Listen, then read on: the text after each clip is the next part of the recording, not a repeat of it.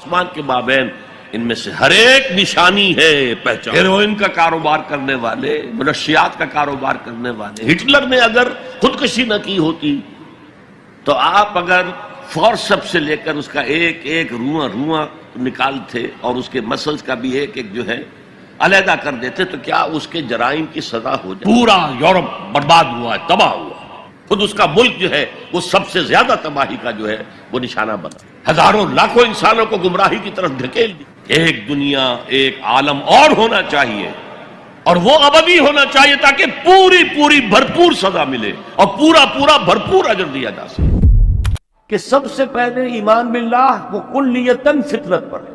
اسی لیے کانٹ نے یہ ثابت کیا، ایک کریٹیک آف پیور ریزن اس کی کتاب، جس نے ہنگامہ پیدا کر دیا تھا پورے یورپ میں. اس وقت تک کرسچینٹی ڈومیننٹ تھی اور مذہب ایک اہم عنصر تھا انسانی زندگی کا. اس نے کہا اللہ کے وجود کے لیے جتنے منطقی دلیلیں دی گئی ہیں سب غلط ہیں، میں سب کو کاٹ کر دکھاتا ہوں. جیسے ہم کہتے ہیں لوہے کو لوہا کاٹتا ہے، منطق نے منطق کو کاٹ دیا. There's no logical reason to prove the existence of God. A critique of pure reason. میں نے کہا تھا pure reason، عقل خالص جو فطرت سے رہنمائی نہیں لے رہی. وہ فلسفہ جو ہے اس کی منزل کیا ہے؟ گنوسٹسزم یا اسکیپٹسزم، لا ادریت یا ارتیاحیت. پھر اس نے ایک کتاب لکھی بعد میں، کریٹیک آف پریکٹیکل ریزن.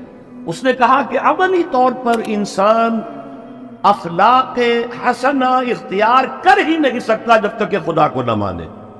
یہ نیسیسٹی ہے انسان کو کہ مانے. علامہ اقبال نے اس کو تسلیم کیا ہے، کانٹ کے اس دعوے کو. وہ ان کی کتاب ہے reconstruction of religious thought in Islam, کہ کوئی منطقی دلیل خدا کے وجود کو ثابت نہیں کر سکتا. متکلمین نے کوششیں کی ہیں لیکن دلیل کو کاٹ دیتی ہے، منطق کا توڑ کر دیتی. وہ صرف قرآن نے لفظ آیت استعمال کیا جو میں نے بیان کیا تھا. اس کائنات میں ہر شے اللہ کی نشانی ہے.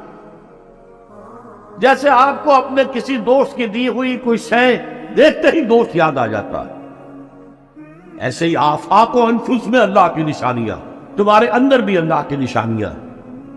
ذرا توجہ کرو، آفاق کو دیکھو، کھول آنکھ، فلک دیکھ، زمین دیکھ، فضا دیکھ.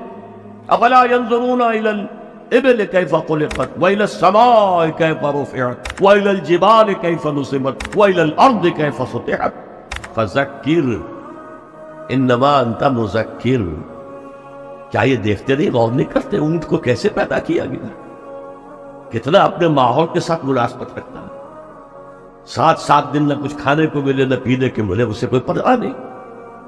اس صحرا نقو صحرا کا جہاز، وہ دیکھتے نہیں آسمان کیسے بدل کر دیا گیا، دیکھتے نہیں پہاڑ کیسے گاڑ دیے گئے، دیکھتے نہیں زمین کیسے پھیلا دی گئی. اے نبی آپ یاد دہانی کرائیے، یہ نشانیوں کی طرف متوجہ کر دیجئے. آپ سوائے یاد دہانی کرانے والے کے اور کچھ نہیں ہے. آپ کے اختیار نہیں ہے کہ آپ اللہ کو منوا لیں. یہ تو تمہارے اندر سے فطرت سے ابھر کر گواہی آئے. یقیناً آسمان اور زمین کی تخلیق میں، رات اور دن کے الٹ پھیر میں، اس کشتی یا جہاز میں کہ جو ایسا سامان لے کر چل رہی ہوتی ہے جو لوگوں کو نفع پہنچاتی، اور وہ جو اللہ نے آسمان میں سے پانی اتارا اور اس سے زمین کو اس کی موت کے بعد زندہ کر دیا اور زمین میں پھیلا دی ہر طرح کے جاندار، اور یہ ہواؤں کا چلنا اور یہ بادل جو مسخر ہے زمین و آسمان کے مابین، ان میں سے ہر ایک نشانی ہے پہچانو. کیا مطلب؟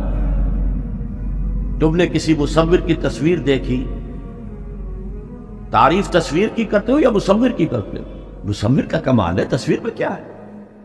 ہاں وہ اپنے منہ سے بول رہی ہے، اپنی زبان آن سے اپنے بنانے اپنے مصور کی تعریف کر رہی. تو کائنات کا ذرہ ذرہ اللہ تعالیٰ کی نشانیوں پر ہے. یہ جو سبز درختوں کے پتے ہیں، ایک نگاہ ہوشیار جو کہ ان کی حقیقت کو پہچان سکے، اس کے نزدیک ہر پتا معرفت کردگار کا ایک بہت بڑا دفتر ہے. اور آج ہمیں معلوم ہے ہر پتا ایک فیکٹری ہے، فوٹو سنتھسس کا عمل اس میں ہو رہا ہے. شیخ علی حجویری رحمت اللہ علیہ، جنہیں داتا گنج بخش کہا جاتا ہے، اگرچہ یہ لفظ نہیں کہنا چاہیے، انہوں نے کتاب کا نام کیا رکھا؟ کشف المحجوب، جو پردے میں آیا ہوا ہے، اوٹ میں آیا ہوا ہے، اسے کھولنا۔ تم اوٹ میں ہو، تمہارے اندر موجود ہے اللہ کی معرفت، البتہ اس کا ایک نتیجہ یہ نکلنا چاہیے اب تمہارے لیے محبوب ترین ہستی اللہ ہو جائے۔ لوگوں میں وہ بھی ہے جو اللہ کے سوا کوئی مد مقابل کھڑ لیتے ہیں، پکڑ لیتے ہیں، اور ان سے وہ محبت کرنے لگتے ہیں جو اللہ سے کرنی چاہیے۔ اپنے نفس کو معبود بنایا ہوا ہے، دولت کو معبود بنایا ہوا ہے، دولت پرست، سرپرست، نفس پرست، وطن کو معبود بنا لیا ہے، وطن پرست، قوم کو معبود بنا لیا ہے، قوم پرست، بہت چھلانگ لگائی تو انسان پرست یا انسان دوست، ہیومنزم، اور اس کو پوج رہے ہیں، اس کے لیے بھاگ دوڑ کر رہے ہیں۔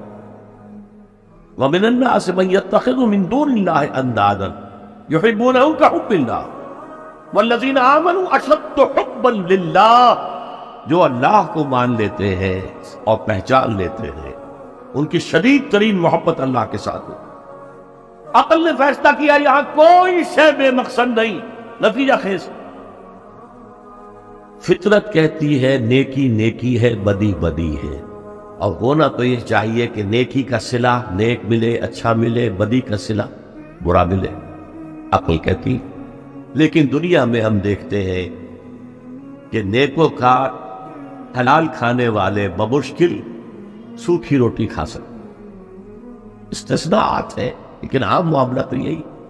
حرام خور، دھوکہ دینے والے، سودی کاروبار کرنے والے، ہیروئن کا کاروبار کرنے والے، منشیات کا کاروبار کرنے والے، انسان کے صفری جنسی جذبات کو بھڑکا کر آمدنی حاصل کرنے والے وہ عیش کر رہے ہیں۔ تو اصول تو یہ ہے کہ گندم از گندم پہ رویت، جو سے جو، گندم سے گندم اگنی چاہیے، جو سے جو اگنا چاہیے۔ یہ کیا ہو رہا ہے یہاں؟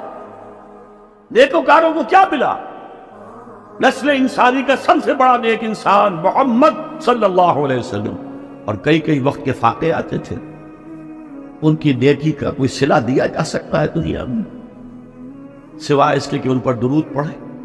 اور بدترین انسانوں کو آپ کیا سزا دے سکتے ہیں؟ ہٹلر نے اگر خودکشی نہ کی ہوتی تو آپ اگر فورسپ سے لے کر اس کا ایک ایک رواں رواں نکالتے اور اس کے مسلز کا بھی ایک ایک جو ہے علیحدہ کر دیتے تو کیا اس کے جرائم کی سزا ہو جاتی؟ کروڑوں انسان قتل ہوئے، لاکھوں نہیں، پورا یورپ برباد ہوا ہے، تباہ۔ خود اس کا ملک جو ہے وہ سب سے زیادہ تباہی کا جو ہے وہ نشانہ بنا۔ تو دنیا میں ہم نے جزا و سزا کا کچھ نظام قائم کیا ہے، لیکن یہاں نہ جزا اتنی دی جا سکتی ہے جتنا کہ کوئی شخص مستحق ہے۔ اس نے پوری زندگی اسی میں لگائی کہ خیر کا پرچار کیا اور بدی سے روکا تھا۔ یہی اپنا وقت، صلاحیت وہ پیسہ کمانے میں خرچ کر سکتا تھا، اس میں لگا دیا اپنے آپ، اور اسے صلہ دے گا یہاں، اور کیا صلہ ہوگا اس میں؟ اور جن لوگوں نے لوگوں کو گمراہ کیا، شیطان کے چہرے بن گئے، ہزاروں لاکھوں انسانوں کو گمراہی کی طرف دھکیل دیا، ان کو یہاں کیا سزا دی جا سکتی؟ لہذا ثابت ہوا یہ دنیا نامکمل، ایک دنیا، ایک عالم اور ہونا چاہیے، اور وہ عملی ہونا چاہیے تاکہ پوری پوری بھرپور سزا ملے اور پورا پورا بھرپور اجر دیا جا سکے۔ یہ ہے منطق اور عقل کا تقاضا۔ خیر و شر یہ فطرت خیر خیر ہے، شر شر۔ آج کل کی دنیا میں تو کہہ دیا جاتا ہے nothing is good or bad, only thinking makes it so۔ نہیں، نیکی نیکی ہے، بدی بدی ہے، اور انسان فطری طور پر جانتا ہے یہ نیکی ہے، یہ بدی۔ یہ مورل لا ہے، میں نے کانٹ کا حوالہ دیا، دی مورل لا ودن، ہمارے اندر ہے۔ اس کا تقاضا یہ ہے کہ نیکوکاروں کو ان کی نیکی کی جزا ملے، بدکاروں کو ان کی بدی کی سزا ملے۔ وہ یہاں پورا نہیں ہوتا۔ اول تو مجرم پکڑے ہی نہیں جاتے، پھر رشوتوں کے دھندے ہیں چھوٹ جاتے ہیں، ججوں کو خرید لیا جا سکتا ہے، بڑا جو ماہر وکیل ہے وہ جتنے گواہ کھڑے ہیں اس مجرم کے خلاف ان سب کو کاٹ دیتا ہے جرح کر کے۔ تو اس اعتبار سے لیکن جو مسلمان ہے اس کے لیے تو پھر معیار ہو گیا ہے کتاب و سنت، اس کسوٹی پر ہر چیز کو پرکھیے۔ اگر اس کے خلاف کوئی بات ذہن میں آ رہی ہے تو اسے وسوسہ شیطانی سمجھیے، لاہور پڑھیے، اس کو جھٹک دیجیے، اسے زبان پر بھی نہ لائیے، اس لیے کہ جب تک وسوسے کو آپ زبان پر لا کر بیان نہیں کرتے کوئی گرفت نہیں ہے، اس لیے کہ شیطان کو یہ اختیار اللہ نے دے رکھا ہے۔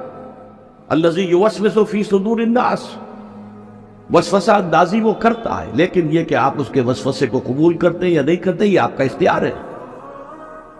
تو اس اعتبار سے وہ عقل جو فطرت سے آزاد ہو گئی ہو وہ در حقیقت گمراہی کی طرف تو لے کر جائے گی۔ میں نے تو آپ کو بتایا ہے کہ اگر فطرت کی رہنمائی نہیں ہے تو عقل جو ہے، جو فلسفہ خالص ہے، عقل خالص، وہ تو سکیپٹسزم اور ایگنوسٹسزم یہ اس کی فطری منزل ہے، لاجیکل، وہ لازم ایگنوسٹسزم یا اور ارتیابیت کے داغ جا کر اس کا واسطہ پڑ جائے۔ اللہ کو پہچان لیا، اس کی توحید کو پہچان لیا، اب اللہ کو ایک دفعہ پہچان لینا، مان لینا کافی نہیں ہے، اس کے ساتھ ایک مسلسل ذہنی اور قلبی تعلق قائم رکھنا ضروری